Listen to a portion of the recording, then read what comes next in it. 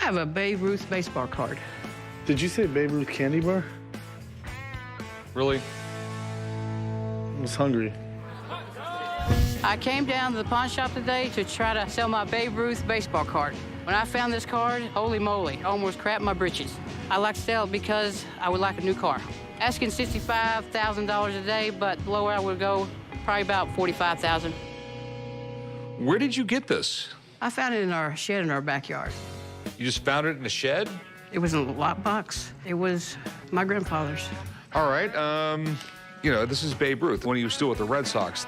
Some people consider the best baseball player ever. I mean, if he wasn't a pitcher at the beginning of his career, he would have probably hit over 1,000 home runs. Wow. No one knew him as a pitcher. Yeah, most people don't realize he started off as a pitcher. And most people don't realize what a great pitcher he was. I mean, literally 1 year of pitching, his ERA was 1.75. Wow. What happened with Babe Ruth, I believe, is he kept on telling the owner of the Red Sox, I want to be a hitter full-time. I don't want to pitch. I don't want to pitch. And it eventually ended up going to the Yankees. This got to be the dumbest trade in baseball history. You know what? That's why they didn't win the World Series for a very long time. It was the curse of the Bambino. Babe Ruth is one of the guys who made baseball America's favorite pastime. His record of 60 homers in a season took over 30 years to break. And his lifetime home run record took even longer. Baseball cards like this were generally sold in cigarette packs. Back in the day, major stars used to endorse cigarettes. Nowadays, they don't do that.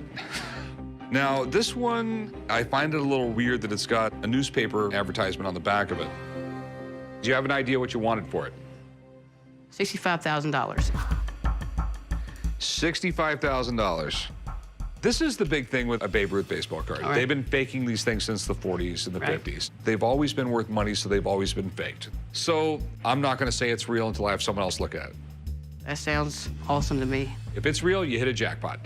It's extremely rare for authentic Babe Ruth memorabilia to walk into the store. This could be an absolute jackpot, but 65 grand is way too much to risk without getting it checked out first. What's going on, Rick?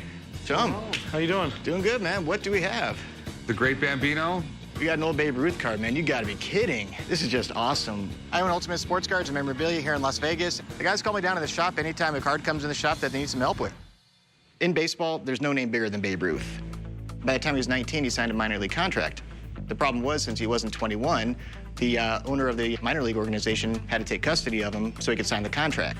Then his teammates kind of teased him, saying, hey, that's Jack's newest Babe, and that's how the name Babe Ruth came to be. That's cool. Then after that, that's when the dumbest move in sports history happened, when he got sold to the Yankees. It's been over 90 years, and I'm telling you, Red Sox fans are still pissed off that the best player in the sport was dealt to finance a Broadway play to a rival, especially. To finance a Broadway play? Yeah, the owner of the Red Sox had, I guess, another interest aside from the sport, and it's known as the dumbest move ever to happen in sports. But Babe Ruth items, especially from his playing days, these are pretty much one of the only guarantees in sports memorabilia that always go up.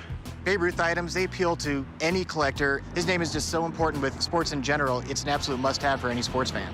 What you have here is one of Ruth's earliest cards, and it's the very first ever feature him in his major league uniform. This is a top 5 must-have for any serious collector. What this is, the Sporting News, they basically had 2 200-card sets that were distributed in their publications every week. On this one, we have the Tribune advertisement, which of the 2 Babe Ruths, this one's the more preferred one. Last time I checked, there might have been maybe 40 or 50 of these known to exist. The highest graded example of this I saw sell for over $200,000 not too long ago. So is it real? We're gonna find out right now, man. All right. Let's start with condition. It's not mint, but it's not bad. The corners and the edges are actually quite nice, and what's amazing about it, the centering is almost dead on. What we're looking for is we need to analyze the paper stock and just overall feel and texture. Now, as far as value on this, nothing. What we have here is not a real card. The whole texture's off, the coating on the surface, and especially the printing. Even though the technology was pretty weak back then, it was a lot more clear than what it appears on the Babe Ruth card here. So this is without a doubt a reprint.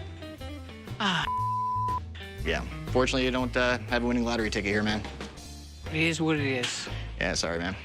Okay, well, thanks, man. Hey, you got it, Rick. Later, chum. See you later, man. These days, fake cards are actually more prevalent than ever just because the technology and the means to print them are so available. But that's the nature of the game. Well, it's a bad day now. Sorry, man. Well, have a good one, though. You too. $65,000, that close, but no cigar. You know, I'm just disappointed.